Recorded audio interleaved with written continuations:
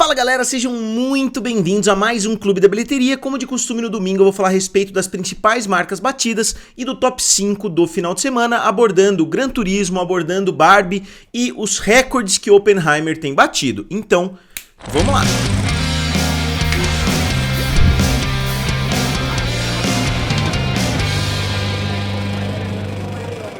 Então pessoal, todo mundo sabe, né, que o filme da Barbie tá dominando completamente as bilheterias, que ele tá rapidamente se tornando o primeiro filme, ainda não bateu o filme do Super Mario, mas já tá bem próximo de fazer e o filme já é o maior fenômeno de 2023, só que o filme Oppenheimer tá tendo talvez a corrida mais surpreendente de todas, porque o filme vem trazendo muito dinheiro semana após semana e ele ainda tem alguns territórios para abrir.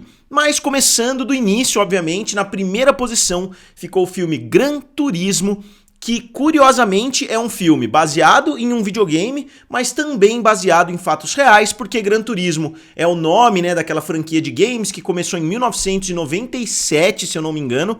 Só que o filme é baseado em fatos reais porque um cara que jogava simulações de Gran Turismo acabou entrando nas ligas principais, acabou disputando e etc. E isso acabou virando o filme. Eles já tinham começado projetos para um filme do Gran Turismo faz bastante tempo, só que os projetos não deram certo. Provavelmente depois que essa história veio à tona, eles decidiram fazer o filme, né, usando a marca Gran Turismo, só que focando nessa história real. Então eu diria que é uma situação bem nova, né? Eu não me lembro de nenhum outro que tenha acontecido mais ou menos dessa forma. E o filme abriu na primeira posição com 17,3 milhões de dólares, que não é uma primeira posição excelente, né? Não é um primeiro final de semana muito bom. O filme é do Neil Blomkamp, que é um cara que eu gosto bastante. Ele fez Distrito 9, ele fez Chappie, ele tem alguns filmes bem interessantes de ficção científica, ele já foi anunciado em vários projetos que acabaram não saindo do papel, mas é um cara que eu gosto bastante. O elenco também parece ser muito bom, tem a presença do Orlando Bloom, do David Harbour, e as pessoas que eu conheço que assistiram o filme Gran Turismo gostaram bastante. A única comparação que eu consegui fazer, né, que é uma comparação um pouco mais óbvia, é com o filme Need for Speed, né, que tem a presença do Aaron Paul, de 2014. Need for Speed também é uma franquia de jogos de corrida de videogame, né, então existe uma comparação bastante óbvia entre os dois filmes. E o filme custou 68 milhões de dólares, o Need for Speed, enquanto o Gran Turismo custou 60 milhões de dólares. Então os dois filmes tiveram orçamentos adequados e os dois filmes tiveram estreias de 17 milhões de dólares. Obviamente 17 milhões de dólares em 2014 era um pouco mais do que agora em 2023, só que o orçamento dos filmes também é bastante semelhante, então nem dá pra gente usar esse argumento da inflação. O filme Need for Speed acabou fazendo 204 milhões de dólares, que não é um resultado ruim para um filme que custou 66 milhões, só que o filme não gerou uma sequência porque ele foi visto, pelo menos pelo estúdio, como um fracasso. Talvez eles esperassem números ali mais ou menos na mesma categoria que Velozes e Furiosos, o que acabou não acontecendo, e agora a gente tá vendo o filme do Gran Turismo seguindo mais ou menos esse mesmo caminho. Só que eu acredito que com 200 milhões de dólares hoje, com os serviços de streaming e assim por diante, talvez seja interessante fazer uma sequência. Então o filme abriu com 17 milhões, só que chega a 53,8 milhões de dólares, que é um número positivo, mas não tão positivo assim, né? Por causa do orçamento mais enxuto de 60 milhões, o filme já poderia ter batido esse orçamento na primeira semana. Com certeza seria o cenário ideal, ainda mais considerando que o filme fez pouco, né, do seu resultado ali em território americano, que é o melhor território de todos em termos de retorno ao investimento. E o filme é da Sony, né, que notoriamente não tem um serviço de streaming hoje, então o filme com certeza vai arrecadar mais dinheiro nas janelas, né, que ele tem disponível aí. E na segunda posição ficou o filme da Barbie, trazendo mais 17,1 milhões de dólares. Então o Gran Turismo fez 17,3, Barbie fez 17,1, caindo somente 18,7%. Realmente surreal o quão pouco, né, o filme da Barbie tem caído semana após semana. E 17,1 no seu sexto final de semana, colocou o sexto final de semana na posição de número 6. Então o filme tá tendo uma performance muito boa, bateu todos os filmes da Warner, como eu vou mostrar aqui pra vocês. E essa é a lista, né, dos 6 maiores sextos finais de semana. Na primeira posição, Avatar, com 34 milhões de dólares. A longevidade dos filmes do James Cameron realmente é absurda. Frozen, com 28 milhões. Top Gun Maverick com 25 milhões, Titanic com 25 milhões, Avatar 2 com 20 milhões e Barbie com 17 milhões. Então vocês veem que em termos de longevidade, poucos filmes tiveram uma longevidade melhor do que Barbie, o que vai completamente contra o que falaram no primeiro final de semana. Ah, que só foram porque o filme enganou as criancinhas e etc, mas agora o filme vai perder muito público. Tá longe, agora tá o mais distante possível de ser a realidade. E se a gente olhar os outros grandes filmes da Warner, né, Harry Potter, Batman vs Superman, O Cavaleiro das Trevas e O Cavaleiro das Trevas Ressurge, o filme da Barbie só não ultrapassou o último filme do Harry Potter, quer dizer, e tá bem próximo de ultrapassar, como vocês vão ver depois quando eu for abordar o Clube do Bilhão, mas no sexto final de semana, o Harry Potter 8 fez 4,5 milhões, Batman vs Superman fez 3,8 milhões, O Cavaleiro das Trevas Ressurge fez 7,2 e o Cavaleiro das Trevas fez 10,5. Então, mesmo no sexto final de semana, o filme ainda continua dominando a concorrência dentro da Warner e amanhã ou nos próximos dias já vai se tornar o maior filme de todos os tempos para a empresa. E olhando agora para o Clube do Bilhão, o filme já se encontra na 18ª posição de todos os tempos. Ele ultrapassou filmes como Star Wars Episódio 8, né, que fez 1,334, ultrapassou Jurassic World 2, e ultrapassou também o filme Frozen, né, que fez 1,284 bilhão. E os próximos filmes, né, que vão ser dizimados aí na próxima semana, com certeza são Harry Potter Episódio 8, né, que seria o 7 parte 2, Pantera Negra e o filme do Super Mario, que tem 1,345 bilhão de dólares. O filme do Super Mario muda bastante, né?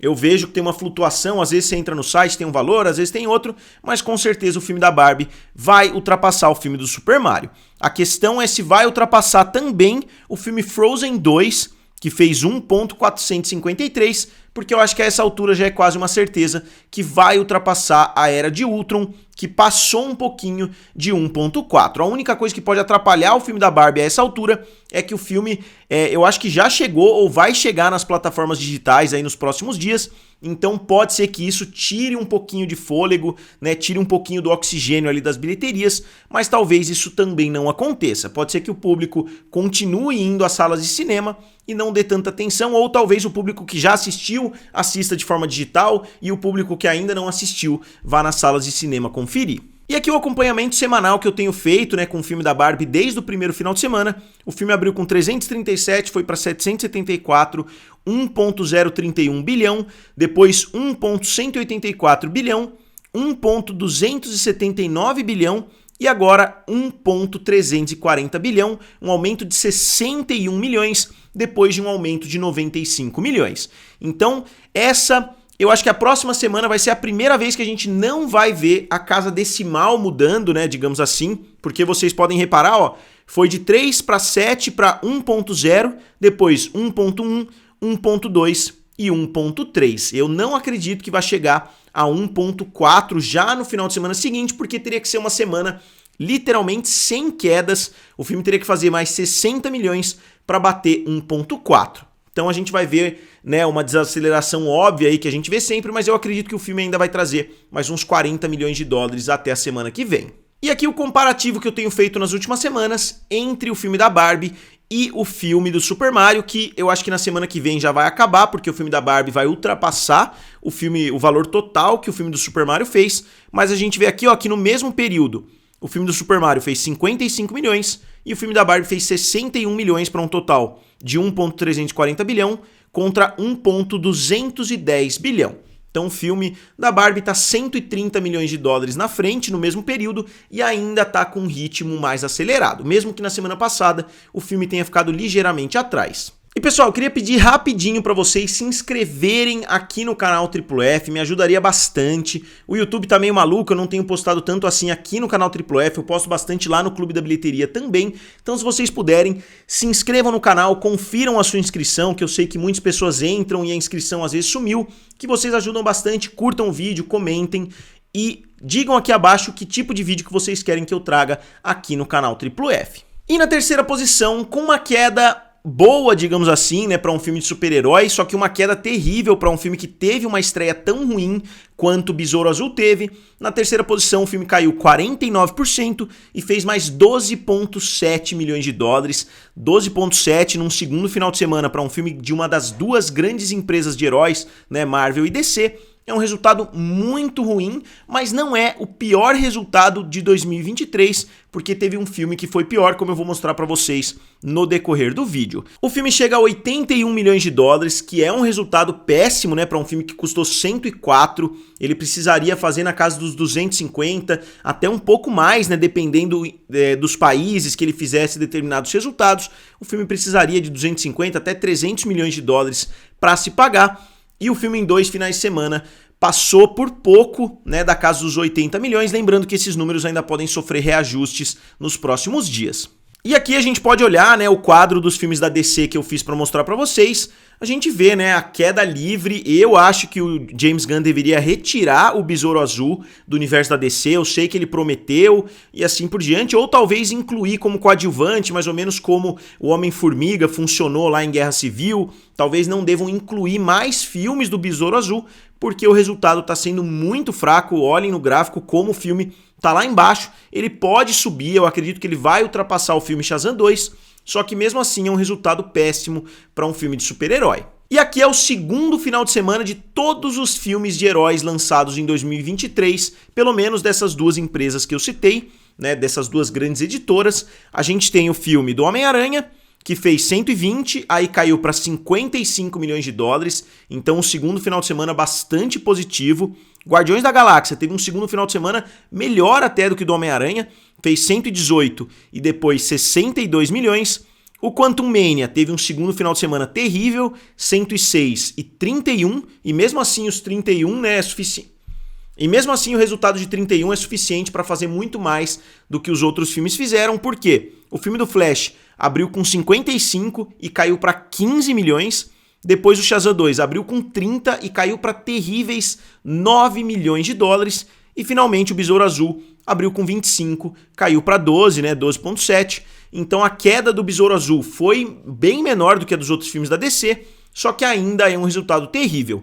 Eu acho que a DC já pode pedir gol no Fantástico, porque 3 filmes que ela lançou foram 3 grandes fracassos. E aí a gente entra no Oppenheimer, que, como eu falei, é o filme que mais tem surpreendido, né, se a gente olhar semanalmente, porque o filme ainda está estreando em alguns países. Se eu não me engano, ele vai estrear em território chinês nos próximos dias, e a expectativa é alta. Eu posso estar enganado, mas eu lembro de ter lido isso na semana passada, que ele ia estrear na China.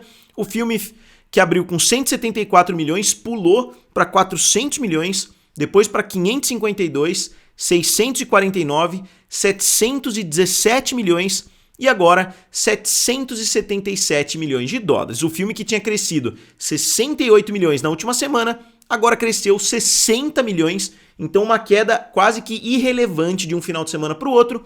E na semana que vem pode ser que o filme ainda cresça nas bilheterias, que faça mais do que 60 milhões, justamente porque ele ainda está estreando em alguns países. E aqui o filme, curiosamente em território americano, já é o maior filme do Christopher Nolan, tirando os 2 últimos filmes, né, do Cavaleiro das Trevas, né, que é o Batman 2 e 3, né, da trilogia do Christopher Nolan.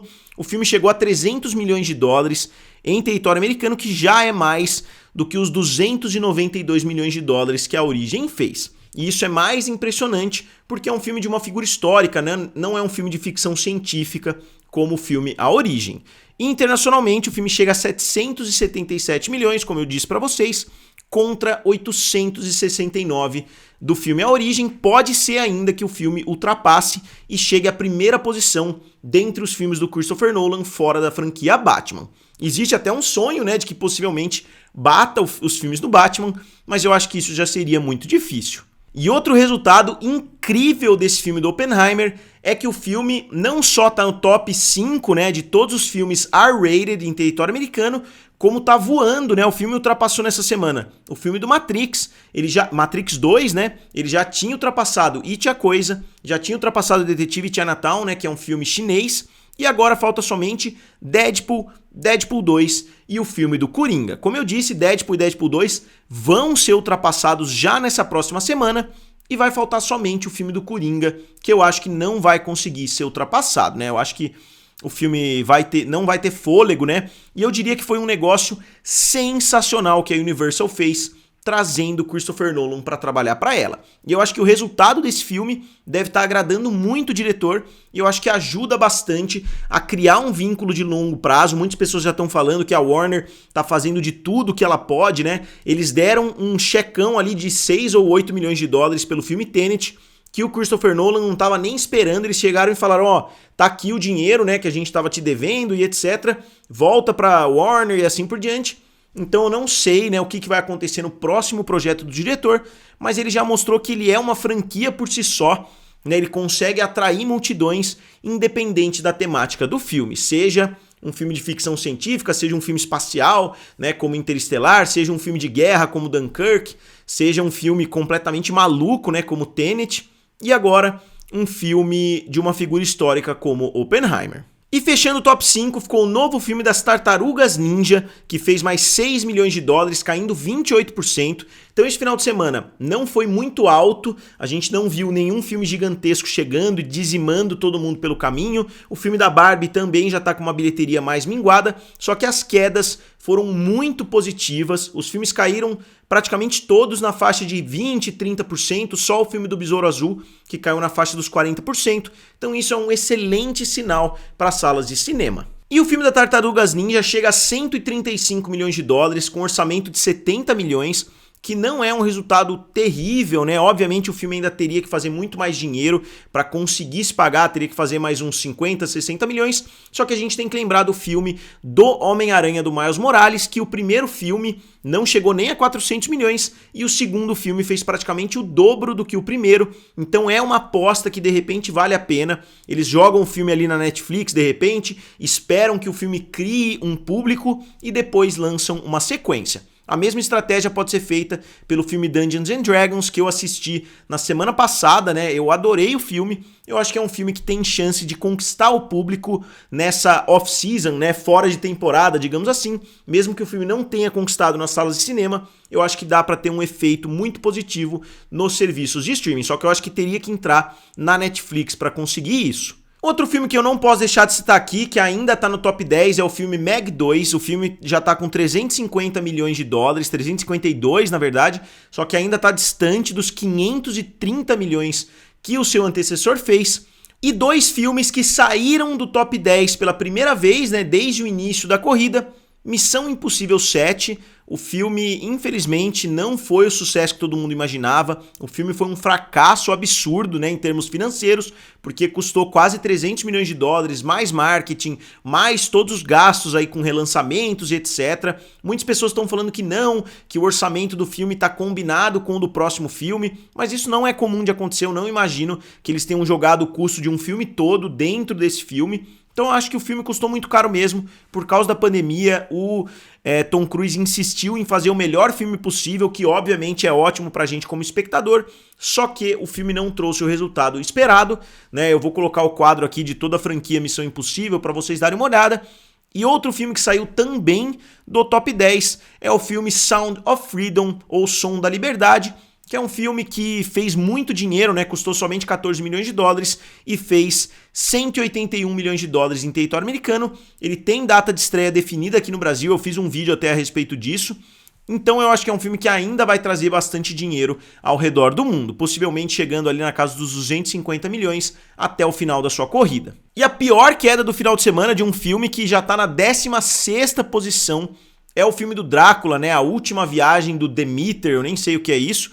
O filme fez 790 mil dólares no terceiro final de semana, talvez uma das maiores catástrofes aí dos últimos anos, que mostra que Drácula é um personagem que não atrai muito público. E outro filme que continua tendo uma evolução, né, muito legal, muito interessante nos cinemas, é o filme Elementos da Disney, né, e da Pixar, que chega a 468 milhões de dólares. Eu acho que mais alguns finais de semana com essas quedas pequenas e o filme já pode ser considerado pelo menos um sucesso mediano. Lembrando que o filme vai ter um impacto muito grande quando chegar no Disney Plus, né? Então não é um sucesso financeiro, né? Não vai trazer muito dinheiro, só que eu acredito que se a gente levar tudo em consideração, o filme pode sim ser considerado um sucesso relativo se a gente comparar com a sua abertura fraca. Então agora vamos dar uma olhadinha no top 5 dos Estados Unidos nesse ano de 2023, começando pelo filme Barbie, que já está na 14ª posição de todos os tempos nos Estados Unidos, com 594 milhões de dólares, depois o Super Mario com 574, Spider-Man com 380, Guardiões da Galáxia Volume 3 com 358 e Oppenheimer com 300 milhões, derrubando o filme da Pequena Sereia.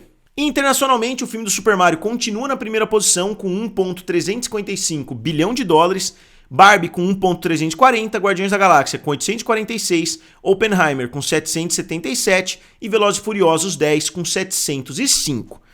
Então, agora como sempre eu gostaria de saber de vocês, o que vocês acharam desse 6º final de semana de Barbie, o que vocês acharam da estreia de Gran Turismo e principalmente o que vocês acham do resultado explosivo que Oppenheimer vem tendo. Como sempre, digam aqui nos comentários, curtam o vídeo e se inscrevam no canal. Valeu! E nos vemos em breve.